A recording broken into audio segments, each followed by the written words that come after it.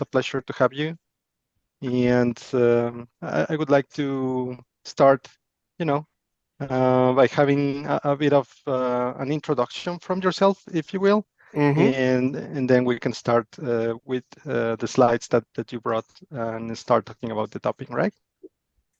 Sounds great. Yeah, so my name is Christopher Coleman. Thank you guys for having me here. I've been working in data and analytics for the past 18 years or so. I'm very adept at communicating my results to senior management and C-suite executives. I've worked in several different industries, um, as well as cross collaborated with different departments within companies. Um, I think what I would say uh, is is my strength is being able to uh, lead teams and helping to communicate data in a way where the business can take it. Uh-oh, there goes the camera. Where the business can take it and utilize it and make sound business decisions with it. All right. Let me make sure that the camera is set up. Looking back, is everybody back with me here? Okay, good. Yes. Mhm. All right. So what I'll do uh, is I can just go ahead and get started with the PowerPoint, unless you guys want to have something else to say. Oh yeah, I mean, I think what you're mentioning, right? Presenting data in a way that is compelling and that allow people to take decisions or to make decisions. That's really, really powerful for the people that can get this information and these insights and actually take some action, right, based on that. And I think it's also very important that we know how to present this information, how to make sense out of it. And I'm really looking forward to see what you brought today. So, if you, yeah, I think those insights will be very valuable. So, Yeah, yes. so I'm gonna go ahead and get started. I'm gonna try to share my screen here, Mhm. uh, and hopefully it comes up nicely. Looks like it is, and I'll just see if I can start the presentation. All right. So as I was sharing with you guys before we started the recording, uh, dashboard development is a pretty intense process. Especially when you're doing it the the quote unquote right way. It's going to be different in different organizations. What your level of expectation is, and what you have available at your fingertips. Everybody doesn't have the same structure, and so as a data professional, you kind of have to be prepared to be a jack of all trades. And so I'm going to go over a little bit of that as we talk today. But we wanted to roll it up into just three high level categories and to make sure that I didn't belabor your time, and also uh, that everybody can get some solid insight from it. Okay. Uh, so the first major tip would be to have a plan. Now, as I mentioned before, uh, everybody's organization is going to be slightly different. We don't all have uh, a data team available to us in the sense that someone is going to be providing you with a data model. Someone is going. We have somebody else on the team that's there to meet with the stakeholders and gather those requirements for you. Uh, those things may not be available to you. So a strong having a strong plan and a strong approach to a database uh, being built out is going to be key to your success. So the very first thing you want to do is to address all the key elements and at the planning stage.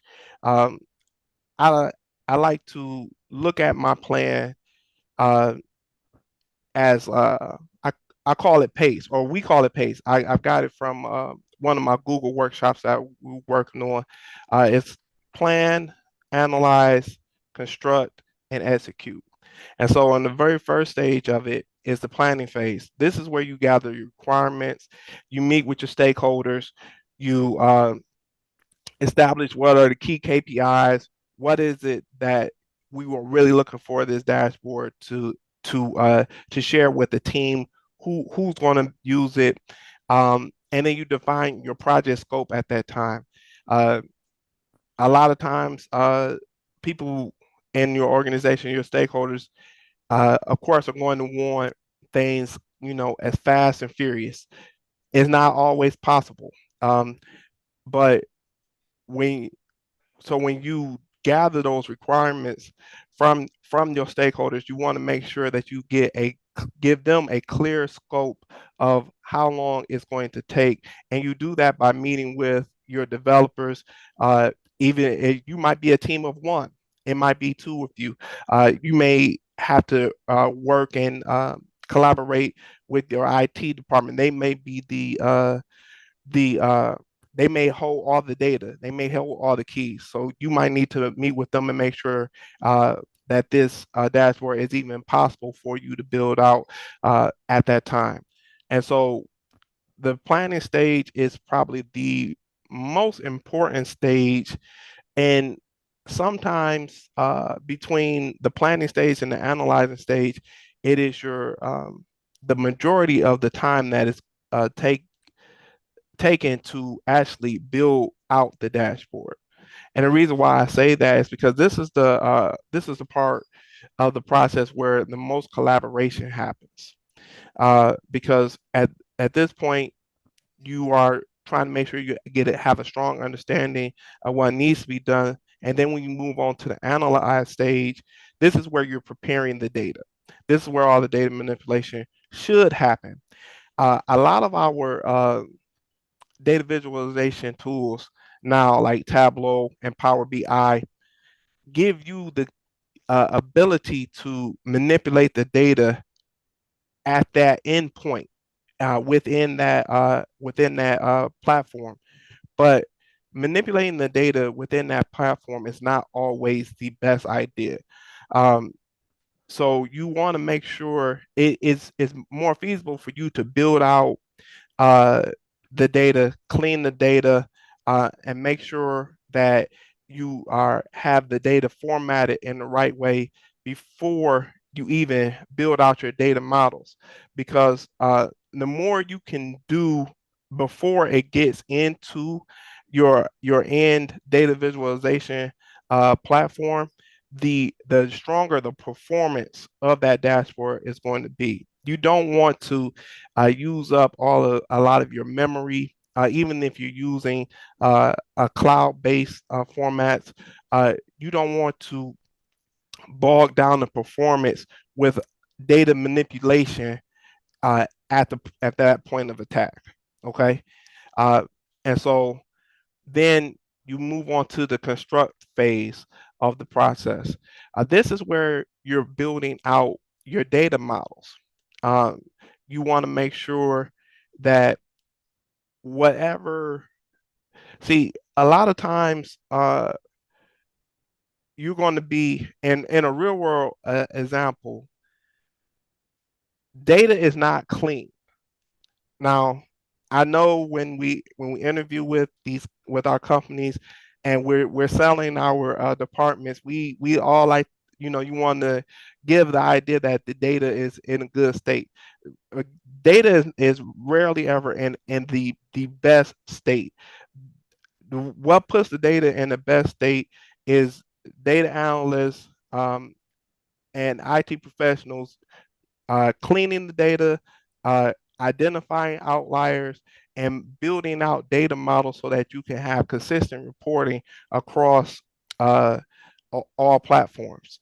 And so you want to make sure that you have data models that have have already had uh, where your data is already gone through proper quality checks, and you now have models that are there that you can utilize that is going to give you the answers that you want in your dashboard. Okay. And so then once you have that set up, that's when you want to go through the process of actually building out the dashboard. And so I'll give more tips on that point of and make that the point of emphasis as we move on. But it's a process, is what I'm trying to get conveyed to you, because you don't, if you go straight to building the dashboard, you're going to have to eventually go back, and it's harder to go back and try to correct than to start and have all your ducks in a row, and then get to the execute phase where you're actually sharing your dashboard with your stakeholders, um, and getting feedback from your stakeholders, because you're going to have to revise it. Someone is going to ask for, something extra. There may be some level of change in the business demand as you have worked your way through this process, and so revisions are going to be needed. But you want your revisions to be small and not a complete overhaul of what you've done. Mhm. So I'll stop right there and just make sure, Edgar, you don't have any questions or want to add anything right there. Sure, Chris. Actually, you mentioned many important points, and I have not only questions, but also like comments and even some parallels. I say I would start. You know, you mentioned, right, that you don't want to jump straight into the dashboard, but rather have like all of this planning before. That is fundamental, I would say. But it's curious because for especially for when you're trying to jump into building dashboards and into the data analysis part, right? Normally you may start by taking some particular tools, some courses in particular tools, right? Like Tableau or some other, and pretty much you get initially with that idea that I just want to be there and create my first dashboard and make it look good. But that really differs from, as you were mentioning, having a plan, right? In that you definitely may face that situation where you have to go back to that, right? So in your opinion, what would be like that or those initial steps that somebody who is starting would need to take so they start in the best way? That's Um, that's a great question, Edgar. And so for someone who is just starting, mhm, don't be afraid to ask questions to your leadership. Uh, you your leadership is there to direct you, and once you get your feet up under you and get going, you'll have a better idea of what is needed and how to proceed. A large part of building out the dashboard itself uh, is what you learn in those classes that you mentioned. You may have one, like you said, you may have went through a Tableau workshop or a Power BI workshop, and you got your certificate and you're feeling good. But in the real world, after those workshops, like I mentioned, the structure of your team is not going to be always the best. Everybody is not Google, everybody is not IBM, and so we do. So when you may not have the so you have to first get an understanding of what is it that you are particularly responsible for when the question is asked to you to build out this dashboard.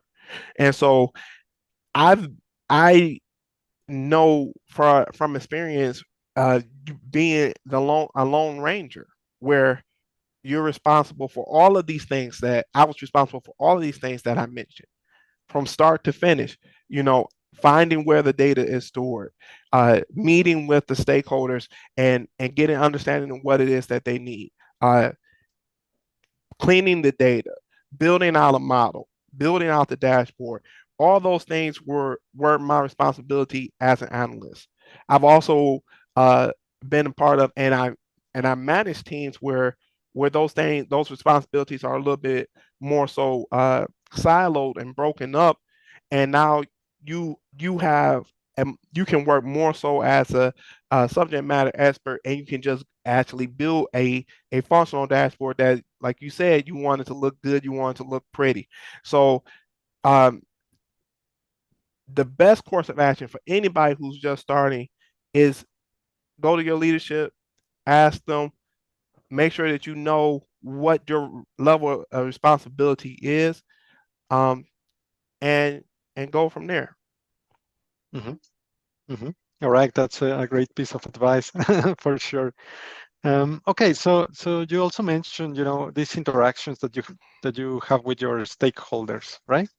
Yes. And I bet, um, based on my experience in software development, that those meetings and those interactions normally take time, and it's not just like jumping into the process itself. So two questions here. First, in your experience, how long it takes to define a strategy, I guess, first for the dashboards, and getting to a dashboard that they are, more than the dashboard, let's say that the data that they are expecting, right? And the Hmm. second question is, I'm, I'm, I get this feeling that you may create mockups for the dashboards. So can you tell us a bit more about that as well? Yeah, absolutely. So, uh, first, to answer your first question, defining the project scope also is it in a best case scenarios, you have a some level of a intake process that is occurring, right? So your stakeholder has filled out a intake form.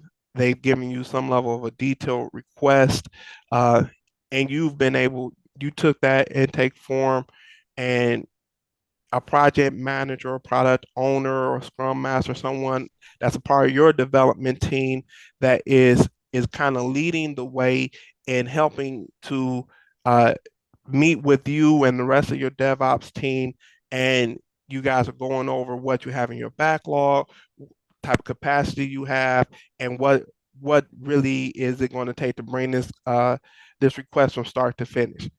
Uh, that's best case scenarios, right?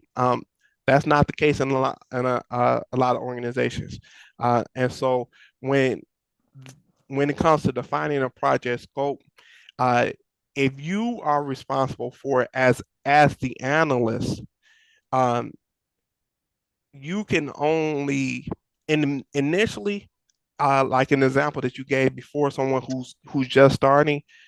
This is sheer guesswork because you don't know. You don't know what type of hurdles you're going to hit. You don't know what type of roadblocks are there in the data. Um, but if you're working on a team with a team of individuals, or if you're a little bit more experienced within your company, then you start to get a better understanding of what that timeline is going to be because you have an understanding of how the data looks and what particular tables are going to be necessary to use to bring out the outcomes that have been requested in terms of the KPIs that have been established that are necessary for this dashboard. So you know if those are issues for you and your team already, so you can give a better estimate. But in general sense, those estimates should not be given by you alone as the data analyst. Uh, it should have been a process that has happened with you and your team, and then your product owner, your product leader, your manager is communicating back to your stakeholders of what that project scope is going to look like. But that's not always the case. Mhm. Okay, that makes sense. And in regards of the mockups, then, and also, I connect the mockups with the feedback part that you were mentioning. Hmm.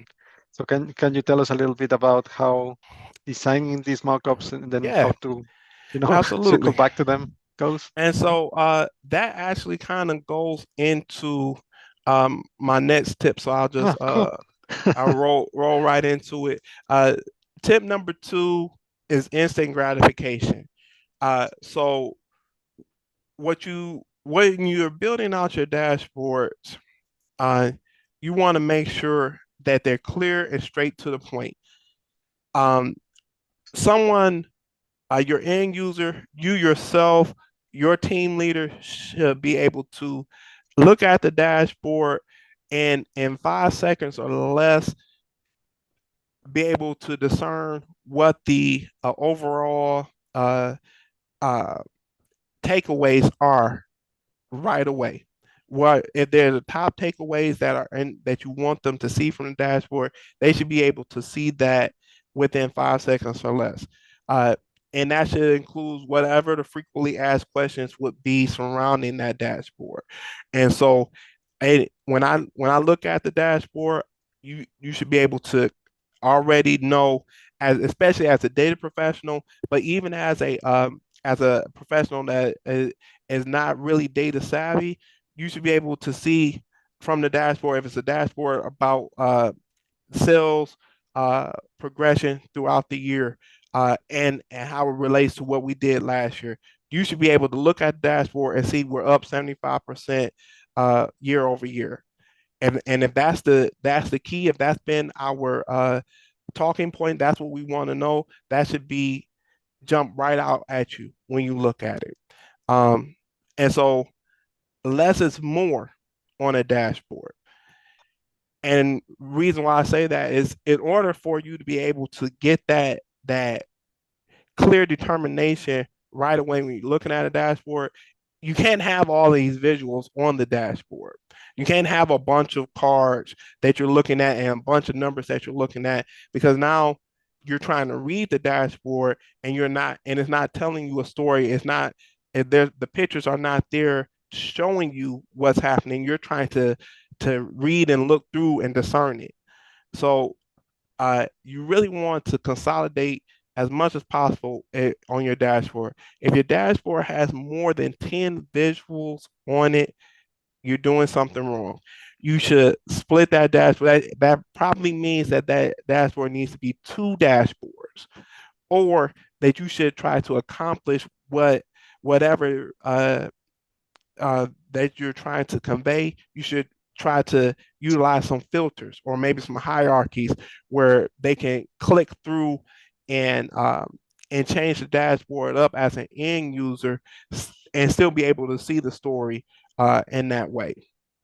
And last but not least, you want to avoid visual clutter. And visual clutter are things that are like useless labels, um, grid lines, uh, uh, line charts that are bar charts as well, um, that have labels in there, percentages attached to it. Something where you got to read through too much of it to get to the point. You want to avoid those things. Okay, uh, the the more you can stick to that, the more effective your dashboard is going to be.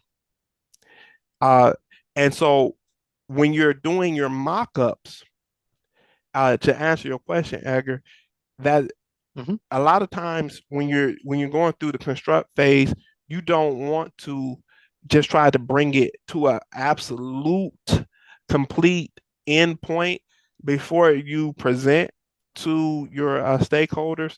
Uh, there there should be, and it all will depend on um, your company and the preference of your stakeholders, of course.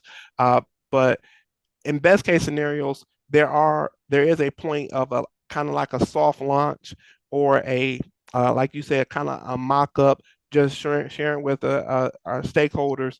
This is what we have. This is what we're expecting it to look like, and gathering some feedback, and then bringing a final product at that time.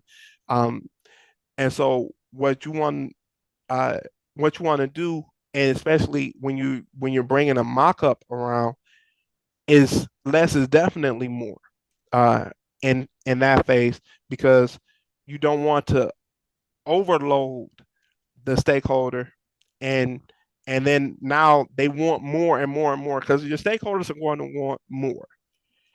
But you want to provide them with a tool that is so powerful that they're able to see everything in a glance and they can say, okay, this is good.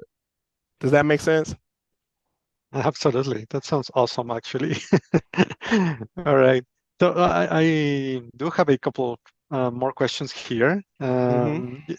Well, the first one is you mentioned about these mockups, and sometimes during my software development career, I had to even create mockups in a napkin, you know?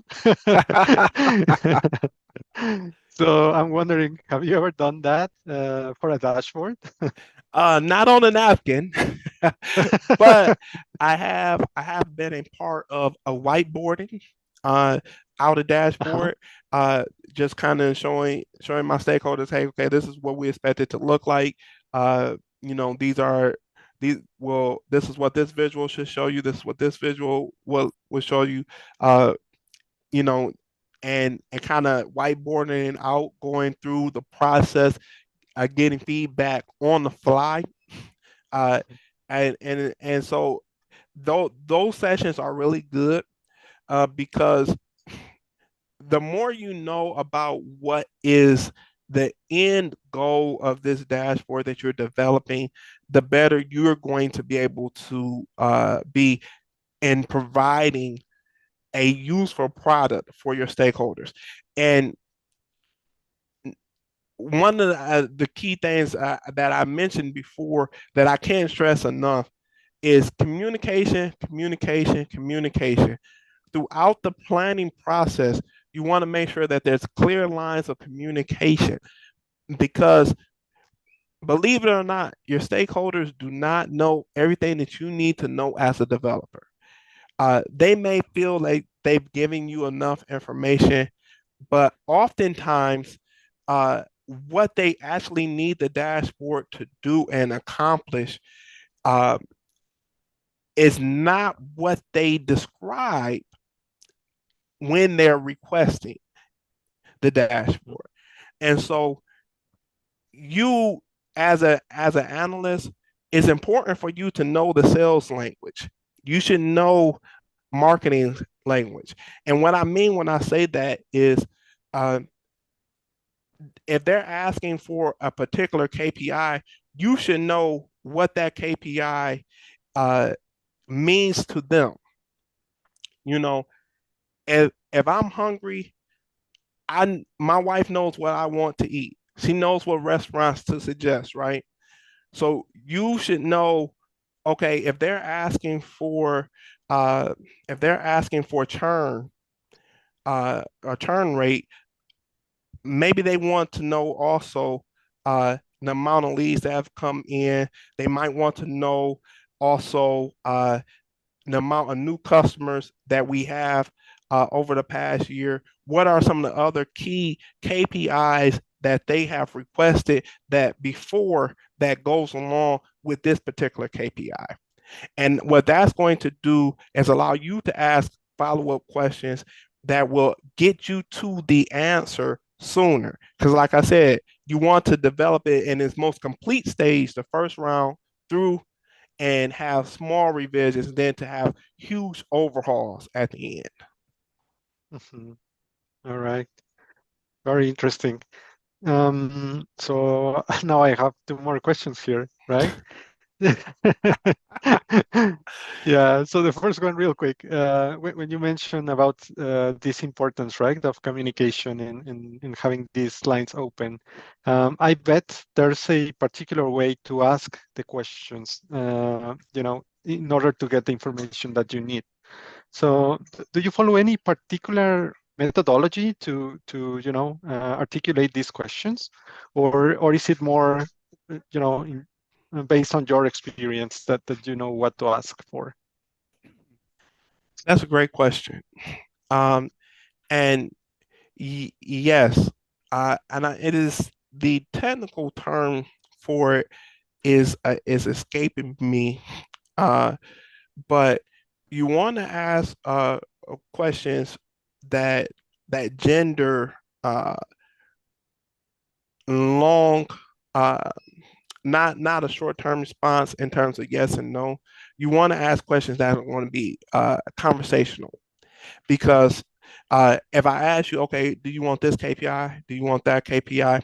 And you just say yes, no, I don't know why you want those. Okay, so I might ask a question in terms of, okay, uh, so what is it that we want this dashboard to accomplish?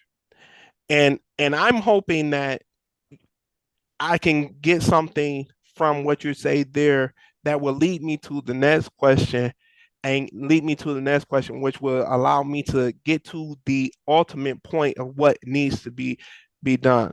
Because sometimes when you're talking with your stakeholders, they can get so familiar with your process that they may try to do you a favor by shortcutting descriptions and getting you what they feel is the most important piece of the puzzle. But as you know, Edgar, as a developer, what your stakeholders feel is the most important piece of the puzzle for you may not be the most important piece of the puzzle. And so Mhm. there are certain things that you need to know that you need to latch on to that's going to help you to make sure that we are efficient and effective in the development process. Definitely. Sometimes it's hard to find, but you gotta find it if you want your project to be a success, right? Yes. Yes, definitely. And here, by these lines that we see on this particular slide, these definitely sound to me like best practices for dashboards, right? Yeah. So would you consider these best practices, or in what other best practices would be there for us It's to it's know? it's funny that you asked that. So Ah. and the last tip, uh, have a template. Have a Mm, template, and so these these are other along with the tip number two of avoiding clutter, instant gratification, making sure that your dashboard is short and straight to the point. You want to make sure that there is a particular way that you are working every single time. And uh, you may not have at your disposal um, a particular like mapped out template that you and the rest of your data team is using, but your dashboard when you're creating it, if you don't have a signature design from your team, then it should be a signature that you created this dashboard. They should know you that this dashboard is created by you and it's created the same way every time and it's created the best way every time. And what's the best way to create these dashboards? Very simple, very straight to the point. Number one, work from the top down, in particularly from left to right, top down. The same way we read is the same way you want to build the dashboard out. Okay. And your most important piece of the dashboard, I can't stress this enough, whatever it is that is the most important should be in the top left corner. That is what we look at first as individuals. That is how we're taught to read. And so you want to make sure whatever is the most important is in the top left corner of the dashboard. Number two, if it is most important, you can emphasize that by the size of that visualization. Okay. Make sure that it sticks out. Make sure that it's poignant, that your end user looks at it and they know that that is important. Okay. And other important figures should be along the top row. And then your trends and a different analysis that are following those figures, that should be down in the next row. And anything else that is following that, that might be just nice little additions to it, but not as important. Uh, that should be toward the bottom. And so you kind of work from the top down, left to right. That should be the way that you're building out your dashboard. Number two, you should have clear labels and round numbers. Most dashboards that you're going to be building out will be utilized by different stakeholders. But you want best practices is just to round up. Okay, just round your numbers up. This is not a report. So while there may be a few individuals who are going to say, I want to see the dollar and the cents. In general, if the sales was 201,000 at this point, your dashboard should just say 200,000, or 201. It shouldn't say 201, 110, blah blah blah blah blah. It should just be short and succinct, 201K or 200K, something that the end user can look at and tell, and like I said, quickly identify what is the outcome. And if you have labels anywhere, those labels should be clear and identifying for what the visualization is. So if this is a increase, a year over year increase, it should just simply say year over year increase in sales. Boom, straight to the point, and not a whole lot of extra details there. Short, succinct, straight to the point, clear labels. So when people look at it, they can get what they need right away. And last but not least, context. Okay, your dashboard should have meat. It should have meat. It should not just have a bunch of frivolous stuff. So if you have something, for instance, going back to working from the top down, if you have something that hey, this is what we were looking for, this was the most important result, it's here, it's right here, but everything else on your dashboard is not really adding anything, then you might want to question, is this dashboard efficient? Is this dashboard going to be effective? Because your dashboard should be contextual. It should tell the story. And so if it's not telling a story, then this is something that you may want to take back to your stakeholders and suggest that it be a report, or that the dashboard be more so in a report format instead of a data visualization style. Okay. Also, in dealing with context, you want to make sure that your dashboard is well grouped. Okay. If you have apples on this side, the oranges should be on this side. You shouldn't have apples and oranges, apples and oranges, apples and oranges. Okay. Make sure if you're talking about the population in Brazil and the population in US, whatever are the relating factors to those particular groups, they should be grouped together. I know that you may want to try to put like you might want to put the two KPIs, the relating KPIs together, and have them kind of going side by side throughout the dashboard.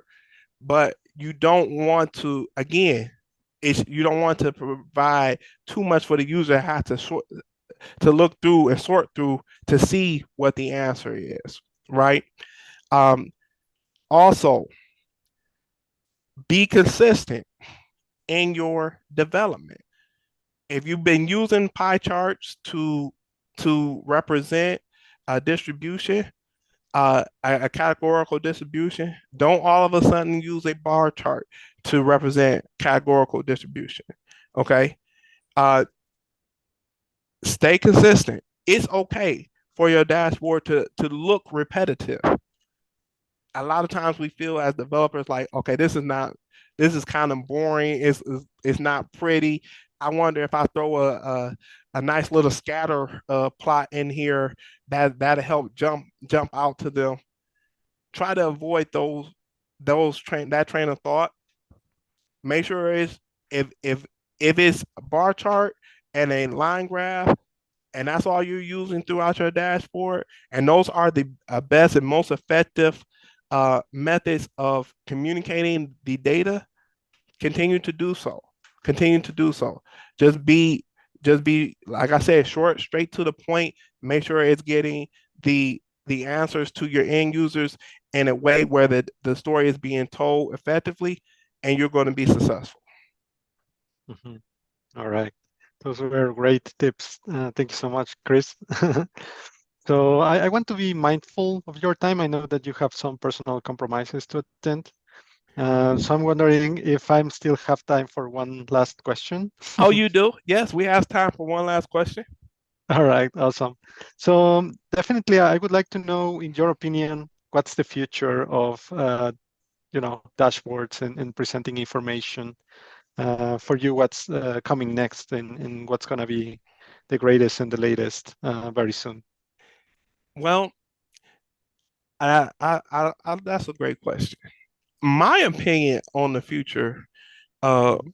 of data is that data teams for companies are going to just continue to grow and grow and grow. I think that more and more companies are seeing the importance of making data-driven decisions versus making gut decisions, and so you're seeing uh, companies rely on data more and more. But the the caveat to that is machine learning, AI is really catching a lot of steam. But computers still need people to run computers. They're only going to be as effective as the programmer that is there. Okay. So even I know machine learning and AI is kind of catching a lot of steam right now. You might be tempted to ask Chat GPT, hey, build me out a dashboard in Tableau that does X, Y, and Z, so forth, so on. But Mhm.